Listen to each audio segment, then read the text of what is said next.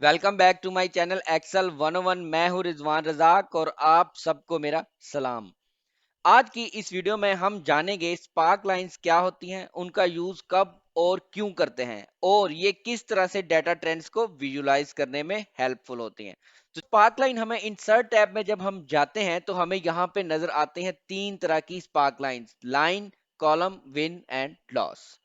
अब समझते हैं सबसे पहले कि स्पार्क लाइंस होती क्या है। एक्सेल में एक छोटी सी चार्ट होती है जो आपके डाटा के ट्रेंड्स को सिंगल सेल में दिखाती है। ये हमें क्विकली और इजीली अपने डाटा को समझने में मदद करती है। तो दोस्तों सबसे पहले ये देखिए, मेरे पास एक एग्जांपल डाटा मौजूद है जिसमें मेरे पास कुछ एम्प्लॉयज की सेल्स दी गई है मंथ वाइज। अब हम इसको प्रेजेंट करना चाहते हैं एक ही सेल में, इस बहुत ज्यादा स्पेस नहीं है और हम चाहते हैं कि हमारी ये चार्ट जो है वो एक ही सेल में आ जाए। तो इसके लिए हम स्पार्क लाइन यूज करते हैं। हाँ, सबसे पहले दोस्तों हम लाइन स्पार्क लाइन को यूज करेंगे। स्पार्क लाइन का बेसिक पर्पस होता है डाटा के ट्रेंड्स को लाइन चार्ट की तरह दिखाना। तो दोस्तों कैसे हम करेंगे? सबसे पहले हम एक सेल सेलेक्ट करेंगे, उसके बाद हम इंसर्ट टैब में जाने के बाद लाइन स्पार्क लाइन को क्लिक कर देंगे। लोकेशन रेंज हमारे पास वही है जहां जिस सेल को हमने सेलेक्ट किया था। अब हम यहाँ पे अपने जिस डाटा का ट्रेंड देखना चाहते हैं उन पूरे डाटा को सिलेक्ट कर देंगे। यहां से हमें इस सेल्स पर्सन से लेके इस सेल्स पर्सन तक अपना ट्रेंड चाहिए कि हमारी सेल्स का ट्रेंड क्या है।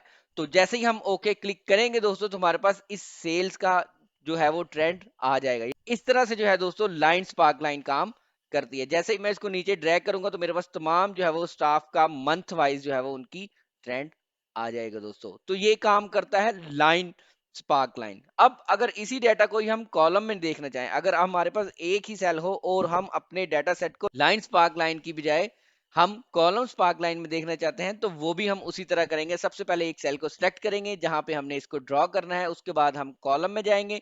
कॉलम में जाने के बाद दोस्तों हमारी लोकेशन रेंज, क्योंकि हमने ऑलरेडी सेल को सिलेक्ट किया हुआ है, डेटा रेंज देंगे। डेटा रेंज के लिए हमने इसको यहाँ पे क्लिक करना है और ऐसे जो दोस्तों अपनी डेटा रेंज सिलेक्ट कर देनी है और ओके प्रेस कर देना है। जैसे ही हम ओके प्रेस करेंगे तो लाइन की बजाय हमारे पास अब कॉलम जो है वो कॉलम्स में ट्रेंड आ चुका है दोस्तों। अब यहाँ से हम इसकी सेटिंग भी कर सकते हैं। अगर हमने इसके कलर्स चेंज करने हैं तो हम कलर्स भी जो है दोस्तों चेंज कर सकते हैं। अगर हमने इधर से अपनी टाइप चेंज करनी है स्पार्क लाइन की, वो भी चेंज कर सकते हैं। अगर हमने अपना डाटा एडिट करना है तो हम वो भी दोस्तों यहाँ से कर सकते हैं।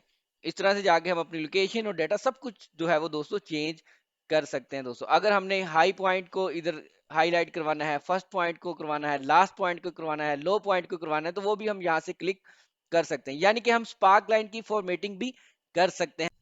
उसके बाद दोस्तों एक और स्पार्क लाइन है जिसका नाम है विन लॉस। और विन लॉस क्या करती है दोस्तों? ये हमारे डेटा में प्रॉफिट और लॉस के बारे में बताती है कि कहाँ पे हमारा प्रॉफिट है और कहाँ पे हमारा लॉस है। तो प्रॉफिट और लॉस यानी कि आपको पता है जहां हमारी वैल्यू प्लस में होगी तो वो हमारा प्रॉफिट होता है या विन होता है, और जो हमारी वैल्यू माइनस में होती है तो वो जाहिर सी बात है वो लॉस होती है।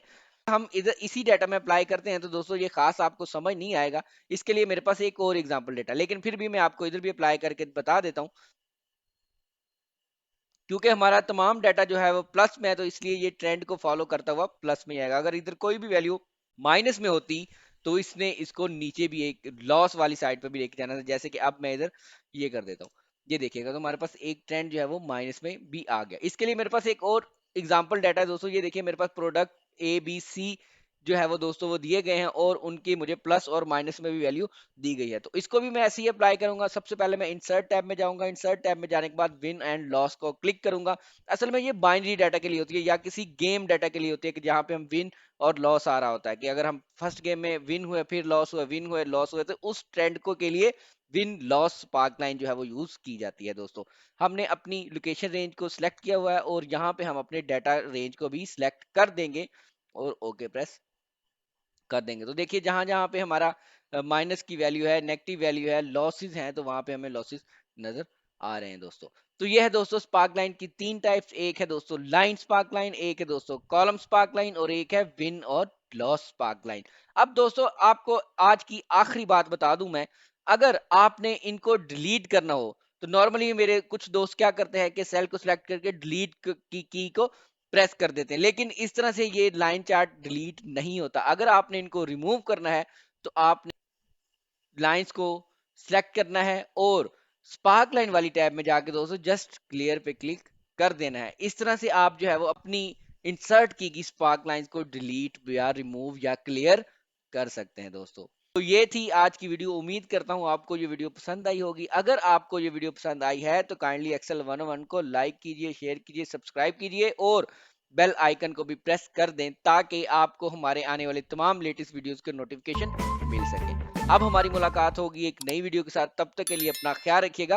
अल्लाह हाफिज।